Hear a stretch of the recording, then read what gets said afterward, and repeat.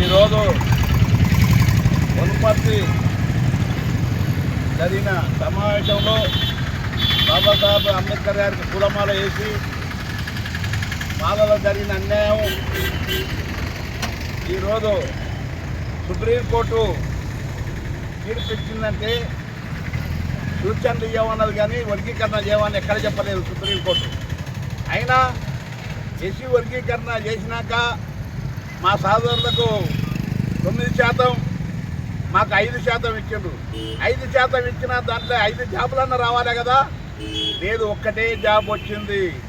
ఎంత అన్యాయం అంటే దాంట్లోనే రోసర్ పాయింట్ పెట్టిండ్రు. రోసర్ పాయింట్ను సవరిస్తేనే మాలలకు న్యాయం జరుగుతుంది, లేకపోతే న్యాయం జరగదు.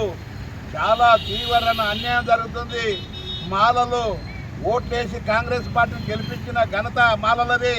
మాలలకు అన్యాయం జరుగుతుంది. మొన్న ఆర్టీసీ దాంట్లో జాబులు పడితే వాళ్ళకు 100, మాకు 20. ఇంత అన్యాయంగా మాలలకు 20 జాబులు, వాళ్ళకు 100 పోయినాక సగానికి సగము పోయినాక మాలలకు తీవ్ర అన్యాయం జరుగుతుంది. మేము తీవ్రంగా ఖండిస్తున్నాము.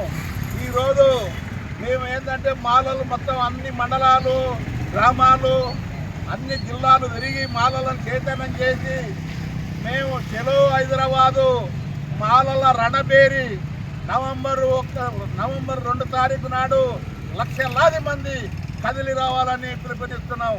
ఎందుకంటే మనం ఇట్లా ఉన్న ఊడుగా మనకు కాదు, తీరని అన్యాయం జరిగింది. సుప్రీంకోర్టు ఊడుగా కోర్టుగా కేసు వేసినాం. అది ఇది కూడా ఉద్యమాలు కూడా చేయాలి.